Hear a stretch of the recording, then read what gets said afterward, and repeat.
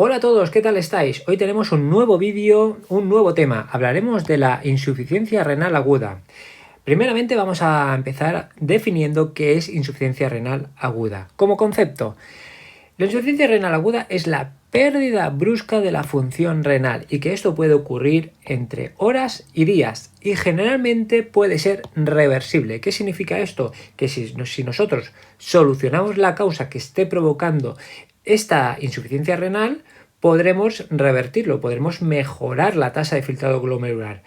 Y otro punto que tenemos importante que tener en cuenta es que esta insuficiencia renal aguda dura menos de 3 meses, un punto muy importante de diferencia entre una insuficiencia renal crónica, que si os interesa ya podremos hacer un vídeo sobre insuficiencia renal crónica.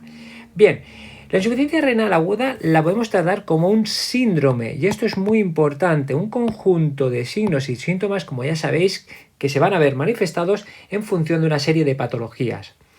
La insuficiencia renal aguda, según el sitio donde esté esta alteración, se puede clasificar en 3 grandes grupos. En una insuficiencia renal prerrenal, en una insuficiencia renal intrarrenal o parenquimatosa, también conocida según la bibliografía, y finalmente una insuficiencia renal que se llamará postrenal o obstructiva, también dependiendo de la bibliografía que utilicéis. Vamos a hacer una pequeña breve introducción porque más adelante lo vamos a ver con algo más de profundidad. Cuando hablamos de prerrenal, básicamente se refiere a aquellos casos donde la alteración está antes del riñón. Entonces, está caracterizado normalmente por una disminución de la tensión arterial media y representa aproximadamente el 70% de los casos. Esto depende de la bibliografía que encontréis. La lesión intrarrenal o parenquimatosa, en este caso, el riñón sí que se ve afectado directamente, ya sea tanto el parénquima como el intersticio renal. Y este normalmente abarca entre un 20 o un 30%, también depende de la bibliografía que utilicéis o reviséis. Esta enfermedad, esta insuficiencia intrarrenal, a su vez la podemos clasificar según el componente afectado, que más adelante lo veremos con profundidad, pero ahora os lo nombro. La lesión puede ser una lesión glomerular, podemos tener una lesión tubular intersticial y finalmente podemos tener una lesión de los vasos. ¿Sí? Todo esto, como os digo, lo iremos viendo con más profundidad más adelante del vídeo. Por otro lado tenemos la insuficiencia postrenal o obstructiva, que se refiere a una obstrucción. Y esta obstrucción puede ser tanto intrínseca como extrínseca. Cuando nos referimos a la intrínseca, básicamente nos referimos a cálculos, por ejemplo. Cuando nos referimos a la extrínseca, pues por ejemplo una prostatitis. ¿Y qué hace esta obstrucción? Pues básicamente obstruye las vías urinarias, que parten pues desde los más o menos aproximadamente desde la pelvis renal hasta el final de la uretra. Y este tipo de afectación normalmente afecta entre un 5 y un 10% aproximadamente. Bien, entonces, ¿qué es lo que ocurre aquí? Pues básicamente la función del riñón, que es filtrar, depurar. ¿Qué ocurre cuando tenemos una afectación pues, a nivel perrenal, postrenal o intrarrenal? Pues básicamente que va a haber una disminución de la tasa de filtrado glomerular por debajo de lo normal, que si lo normal estamos hablando sobre unos 125 mililitros por minuto de filtrado, pues aproximadamente hablaremos de una insuficiencia renal cuando esté por debajo de unos 60. En cambio, ¿qué ocurre aquí? Que cuando el riñón pues, no filtra correctamente, no depura, los desechos nitrogenados, como por ejemplo la urea y la creatinina, van a aumentar en sangre. ¿Y eso qué va a provocar? Pues básicamente un síndrome que se llama el síndrome urémico. ¿Sí? Por otro lado, ¿qué tendremos? Pues alteraciones hidroeléctricas, es decir, podemos tener retención, por ejemplo, de potasio, pérdidas de sodio, pérdidas de calcio, es decir, vamos a tener unas alteraciones de los electrolitos en nuestro organismo y en consecuencia poder tener una serie de patologías adyacentes, como por ejemplo, pues alteraciones del ritmo cardíaco, arritmias, por ejemplo, por esa hiperpotasemia, ¿sí? Por ese aumento de potasio. Además, también tendremos trastornos ácido-base, es decir, habrá un incremento de hidrogeniones en nuestro organismo y esto habitualmente provocará pues, trastornos acidosis, en este caso metabólicos, ¿sí? En cuanto a la clínica va a ser una clínica bastante común tanto en la prerrenal, porrenal e intrarrenal. Hablaremos de una clínica más específica, pero hay una clínica común que es oliguria, que es decir que el paciente normalmente orina menos de unos 500 mililitros. El síndrome urémico, como he comentado, debido a este incremento de los desechos nitrogenados, tanto la urea como la creatinina. El paciente presentará hipotensión y deshidratación, pues posiblemente, seguramente, pues por la pérdida de líquido en función de la patología que esté provocando estas alteraciones. Bien, entonces vamos a seguir con el vídeo y vamos a empezar a explicar la primera, que es la prerrenal. Bien, vamos a empezar hablando de la insuficiencia prerrenal, que como ya hemos comentado anteriormente es la causa más frecuente y abarca el 70% de los casos, según la bibliografía que reviséis. Como hemos comentado, el daño está antes del riñón, con lo cual no hay daño en la estructura del riñón, es decir, no hay daño en el parénquima. Y además, un punto importante a tener en cuenta es que si se trata a tiempo, puede ser reversible.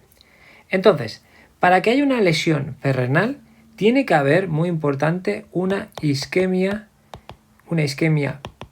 prerrenal lo suficientemente importante para que los mecanismos de autorregulación se vean comprometidos y en consecuencia provoque una disminución de la tasa de filtrado glomerular. Esto es muy importante. La causa principal es una hipoperfusión renal, ¿sí? Es decir, hay una caída de la tensión arterial media, que la tensión arterial media, recordar que es la presión necesaria para mantener una adecuada perfusión de los tejidos. Como por ejemplo, si el paciente tiene una disminución de la volemia, es decir, tenga una hipovolemia, puede tener pues, una causa por un paciente que esté sangrando, ¿sí? Un sangrado que puede ser externo, que se evidencia, se aprecia visualmente, o podemos tener un sangrado interno más difícil de detectar, como por ejemplo pues una hemorragia retroperitoneal, Además, esta hipovolemia también puede ser de origen más gástrico, es decir, pues vómitos, diarreas, todo ello van a provocar una deshidratación y en consecuencia una disminución de la volemia, ¿sí? Otro tipo de paciente que se puede provocar deshidratación son aquellos tipos de pacientes que están poliúricos, por ejemplo, los pacientes con cetoacidosis diabética, diabetes insípida, por ejemplo, o pacientes que están con tratamiento con diuréticos, ¿sí? Este tipo de paciente provoca una deshidratación y en consecuencia una hipovolemia, y la hipovolemia final provocará una disminución de la tensión arterial media y en consecuencia una isquemia prerrenal, ¿sí?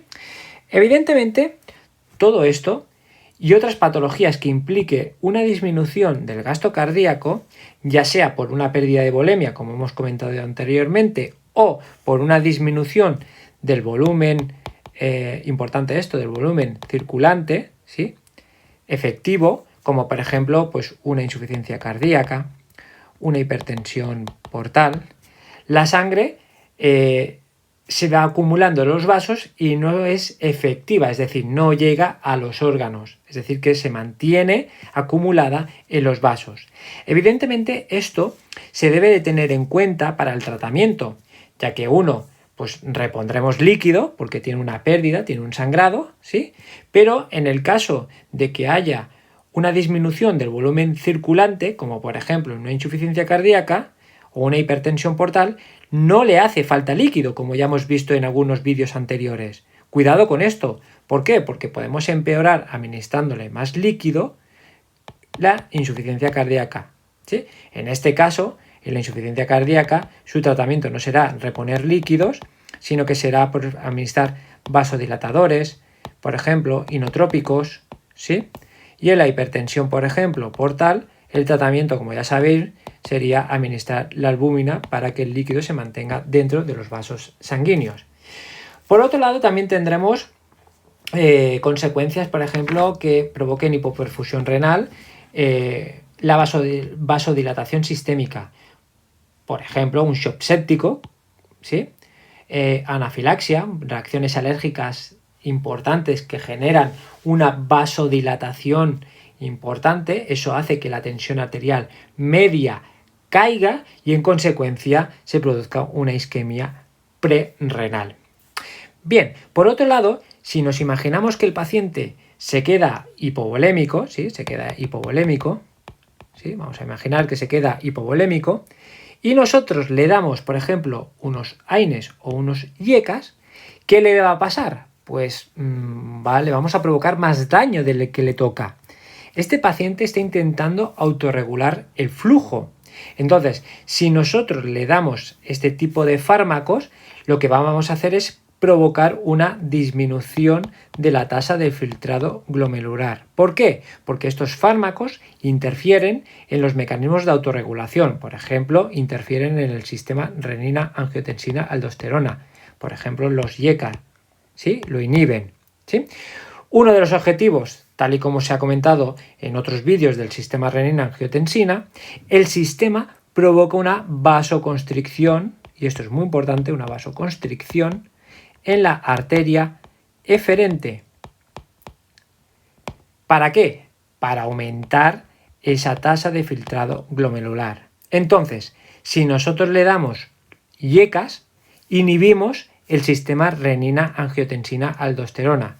¿Provocando qué? Pues provocando esa inhibición de la vasoconstricción en la arteria eferente y en consecuencia le provocará la disminución del tasa de filtrado glomerular. En resumen, ¿qué es lo que ocurre? Tal y como hemos visto, el objetivo de la prerrenal es activar el sistema renina-angiotensina-aldosterona para compensar esa caída de tensión arterial, ¿sí? Con lo cual, cuando nosotros tenemos una hiperfusión, la insuficiencia prerrenal lo que va a hacer es una respuesta fisiológica. ¿Qué va a hacer? Activar el sistema renina-angiotensina-aldosterona. ¿Para qué? Para estimular la aldosterona, que como ya hemos comentado en algunos vídeos anteriores, la aldosterona lo que hace es reclutar sodio y en su consecuencia agua y estimular la segregación de la hormona antidiurética y al final con el objetivo de aumentar el plasma en sangre para evitar esa isquemia prerrenal que estaba provocando la causa. Por otro lado, ¿qué hace el mecanismo de autorregulación? Activa el sistema nervioso simpático provocando una vasoconstricción, ¿sí? Para que llegue más fluido a las venas y a las arterias. Bien, en cuanto si nosotros mejoramos esa volemia y empezamos a retener ese sodio hacia el espacio del intersticio, se va a excretar menos sodio por orina, con lo cual encontraremos un sodio por debajo de 20. Y esto es importante porque en la prerrenal el sodio en orina está por debajo de este valor aproximadamente, por debajo de 20. ¿Sí? Comento esto ¿por qué? Porque veremos que en otras alteraciones del riñón veremos que el sodio se llega a perder en grandes cantidades por orina. ¿Sí? Ya lo recordaré más adelante. Ahora mismo nos quedamos con que el sistema aumenta el plasma y el sodio en orina es inferior a 20. Bien, ¿qué provoca toda esta lesión a nivel renal? Pues básicamente aumenta nuestro nuestras sustancias nitrogenadas que habíamos comentado anteriormente, por ejemplo, la creatinina. La creatinina tiene unos parámetros aproximadamente normales de 1,2 a 1,5 aproximadamente, dependiendo la bibliografía que reviséis. Pero normalmente encontraremos una creatinina por encima de los niveles normales. En este caso he partido de 1,2. La urea también la encontraremos aumentada. ¿Por qué? Porque si la tasa de filtración glomerular disminuye, estas sustancias no se pueden excretar y van a permanecer en sangre. Con lo cual vamos a tener una urea mayor de 40 miligramos por decilitro. Si lo normal aproximadamente suele rondar entre los 20 y 40, estaría aumentado por encima de los 40. En consecuencia, debido a todo esto, punto importante, tiene una disminución de la tasa de filtrado glomerular, es decir, que filtra nuestro riñón menos de 60 mililitros por minuto. En consecuencia, tendremos una oliguria, que ya hemos comentado que la oliguria es inferior a 500 mililitros. Bien, entonces, uno de los puntos importantes a tener en cuenta en cuanto a estas pruebas es que la creatinina normalmente aumenta aproximadamente a las 48 o 72 horas. Es decir, que cuando el paciente nos viene con la clínica prerrenal, ¿no?, y sospechemos alguna lesión renal, y la creatinina nos sale aumentada, tenemos que empezar a investigar 2 o 3 días antes qué es lo que había ocurrido a este paciente. Es decir, si había tomado algún fármaco, si había tenido alguna alteración, pues alguna hemorragia o algún evento que haya provocado esa isquemia a nivel prerrenal. ¿Sí? ¿Queda claro? Bien, pues vamos a continuar hablando ahora de la insuficiencia intrarrenal. Bien, vamos a continuar con la insuficiencia intrarrenal o parenquimatosa, que como hemos comentado anteriormente abarca un 20% aproximadamente de los casos. Aquí ya se produce una lesión, recordemos que está ubicada en el parénquima o en el intersticio renal, y la causa principal, pues aquí evidentemente ya hemos comentado que se ocurre un cambio en las estructuras y funciones del parénquima del riñón. En función de la zona o de la estructura anatómica que quede dañada, se puede clasificar en afectación glomerular, si afecta principalmente al glomérulo, y encontramos dos entidades importantes como el síndrome nefrótico y el síndrome nefrítico. Dos entidades que no voy a entrar en detalle ahora en el vídeo porque esto daría para un vídeo más. Si queréis que haga un vídeo sobre el síndrome nefrótico y nefrítico, dejármelo en los comentarios, por favor. Por otro lado, tendríamos la afectación si daña a nivel, una afectación más vascular, si por ejemplo las microangiopatías trombóticas, como por ejemplo las entidades o enfermedades como la púrpura trombocitopénica trombótica. Y finalmente, una de las afectaciones más importantes y en la que vamos a entrar con algo más de detalle sería la afectación tubular intersticial.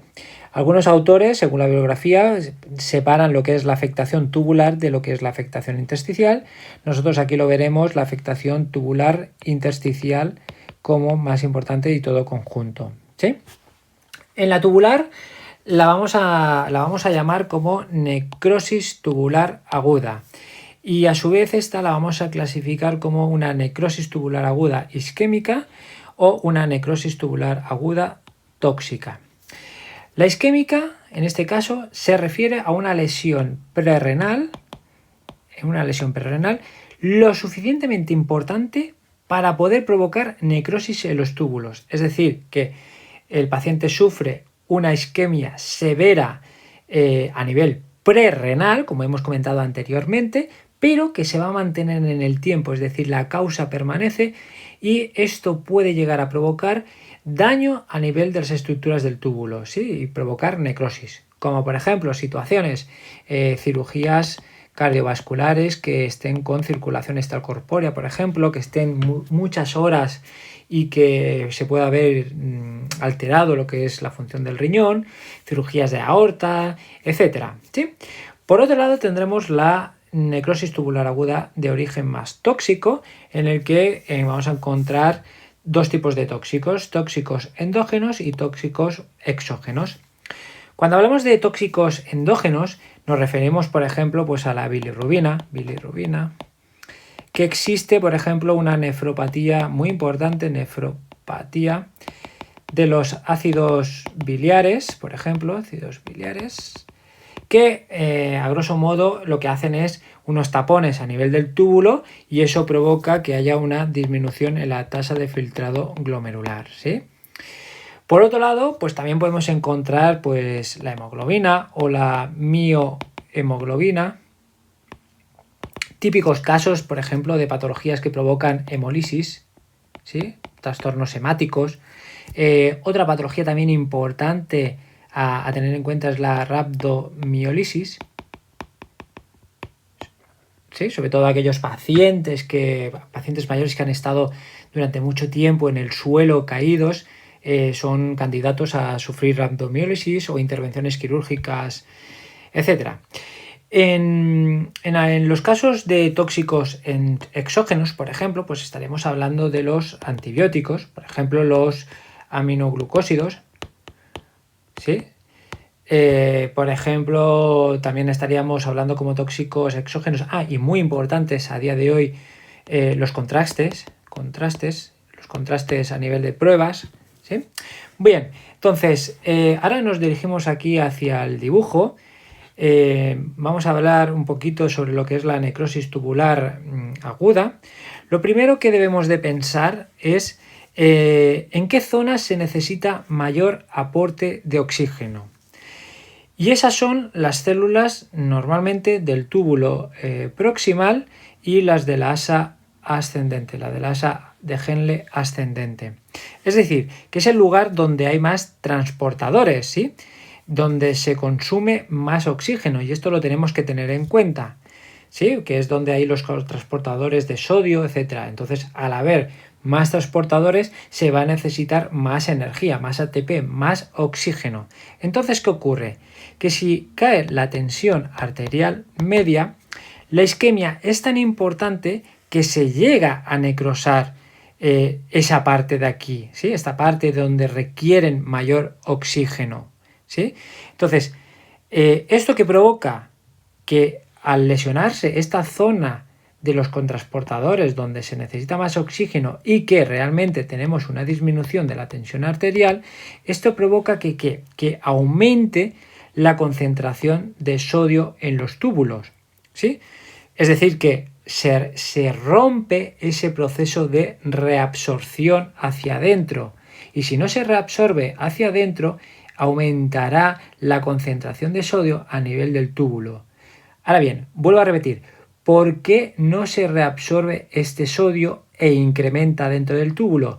Debido a esta isquemia tan severa que ha provocado necrosis en el tejido tubular, donde más se necesita esa energía y ese oxígeno, que es donde están ubicados los contrasportadores, y al provocarse ese daño hace que los transportadores queden inutilizados y el sodio permanezca en grandes concentraciones dentro del túbulo, ¿sí? Entonces, ¿qué ocurre aquí? Que la mácula densa, ubicada cerca del aparato justaglomerular, detecta que hay un aumento de esa concentración de sodio y de líquido e interpreta como que si el paciente se estuviera deshidratando. Entonces, ¿qué hace esta mácula densa? Envía una señal al aparato juxtaglomerular. ¿Para qué? Para que produzca una vasoconstricción en la arteriola aferente, ¿sí? Para que produzca esa vasoconstricción y que a su vez disminuya la tasa de filtrado glomerular, y en consecuencia esto va a provocar la insuficiencia renal. Y esto es muy importante. Además, podemos ver que este tejido que se ha dañado, que se ha necrosado, se va a desprender y van a formar conglomerados con la proteína que se llama TAM-Horsfall. Y esta, al final, lo que hará, al formarse estos conglomerados, van a formar lo que se llaman como cilindros epiteliales. que estos cilindros epiteliales los podremos ver en el sedimento de orina. Bien, en cuanto a las pruebas, ¿qué tenemos aquí? Pues bien, tenemos una creatinina pues básicamente tocada. Básicamente tenemos una creatinina por encima de los parámetros normales. Hablaríamos en este caso de por encima de 1,2. También encontraremos la urea por encima de los parámetros normales, por encima de 40 miligramos por decilitro. Encontraremos una disminución de la tasa de filtrado glomerular. En consecuencia, oliguria, y encontraremos un dato importante, un sodio en orina superior a 40. Ahora bien, quiero hacer un pequeño inciso aquí. Si recordábamos anteriormente en la insuficiencia prerrenal, debido a esa que se producía por una disminución de la tensión arterial, es decir, que se provocaba una isquemia, pero esa isquemia dejaba pasar algo de filtrado glomerular, ¿sí? Es decir, imaginaros que teníamos aquí el glomérulo, aquí teníamos el túbulo proximal. Al disminuir la tasa de filtrado glomerular hacía que aquí hubiera menos líquido, con lo cual, al haber menos líquido, daba pie a que se reabsorbiera algo de cantidad de sodio. Por eso, en la prerrenal, el sodio en orina era inferior a 20. ¿Por qué? Porque algo se reabsorbía. ¿Por qué? Porque la isquemia no era tan severa y daba pie a que, a pesar de que había una tasa de filtración glomerular baja, daba pie a que en el túbulo proximal se pudiera reabsorber algo de sodio y que se excretara menos sodio. Por eso en la prerrenal teníamos un sodio en orina inferior a 20 aproximadamente, y que en este caso, en la insuficiencia, en este caso intrarrenal, como hay una necrosis debido a esa isquemia prolongada, los cotransportadores se dañan y el incremento de sodio aumenta en el túbulo, con lo cual se excretará mayores concentraciones de sodio. Por eso el sodio en orina es mayor a 40. Y esto es un indicativo importante para saber si tenemos una disfunción más prerrenal o una disfunción más, en este caso, intrarrenal. Bien, en el caso de la NIA, en lo que nosotros nos basamos en una nefritis intersticial aguda, puede ser una NIA, una nefritis intersticial aguda alérgica, que es la más importante y la que vamos a ver ahora, o provocada por una nefritis intersticial aguda no alérgicas, como por ejemplo infecciones o patologías más autoinmunes.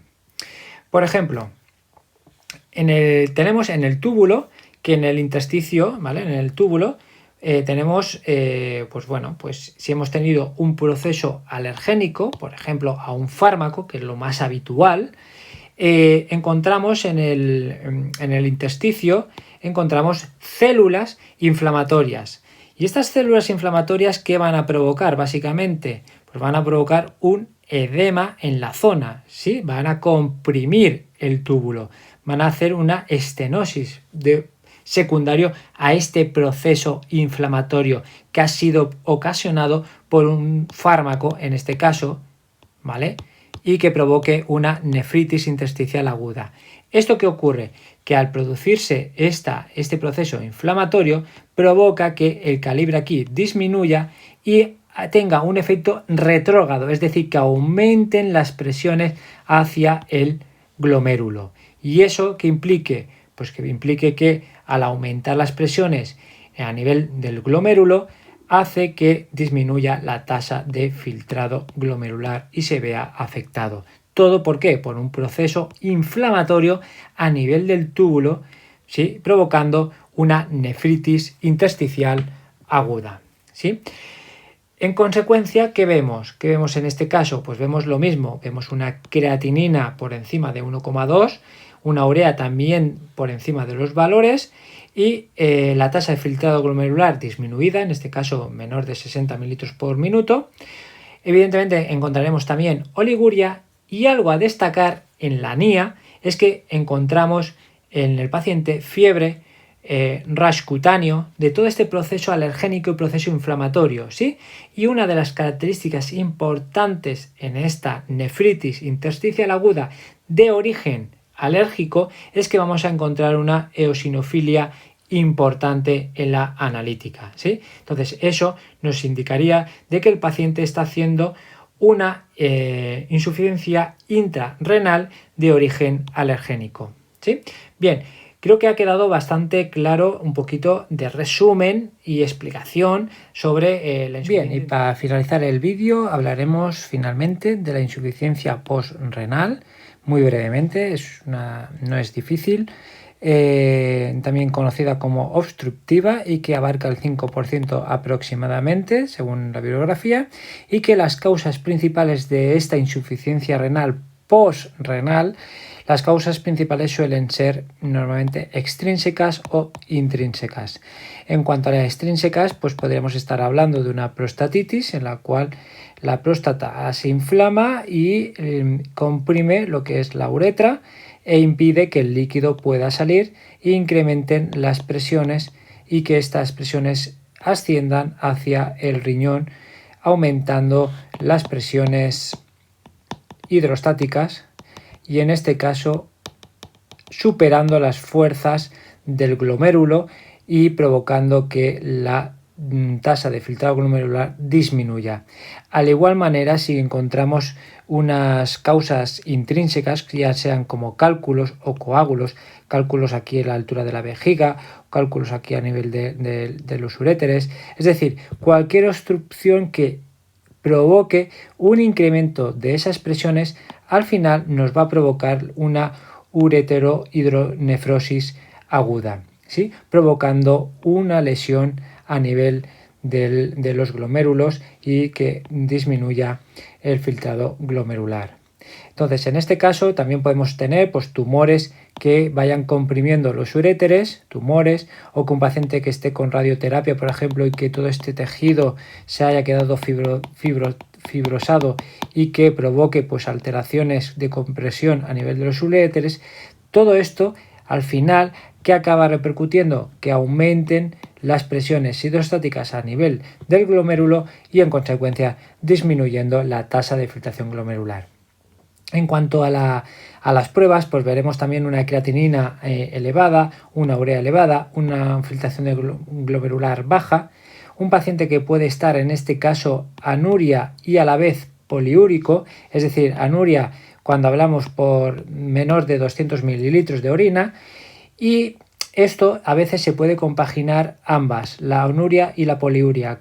¿Cómo es este proceso? Pues básicamente por rebosamiento, es decir, que el paciente no orina, se va incrementando hasta que al final por rebosamiento la orina sale por fuerza mayor, ¿no? Entonces, en este caso, no solamente se aprecia una anuria, sino que también se puede apreciar una poliuria en combinación de ambas, por este aumento de las presiones y por rebosamiento. A nivel clínico también encontraremos un paciente con bastante dolor abdominal y en consecuencia palparemos el globo vesical a nivel suprapúbico. Y bien, y con esto hemos finalizado el vídeo de hoy de insuficiencia renal con sus características, con las principales causas. Y espero que os haya gustado. Si os ha gustado, pues sin duda, darle a me gusta. Y si no os habéis suscrito todavía al canal, pues ya sabéis, suscribiros. Y nada, a por el siguiente vídeo.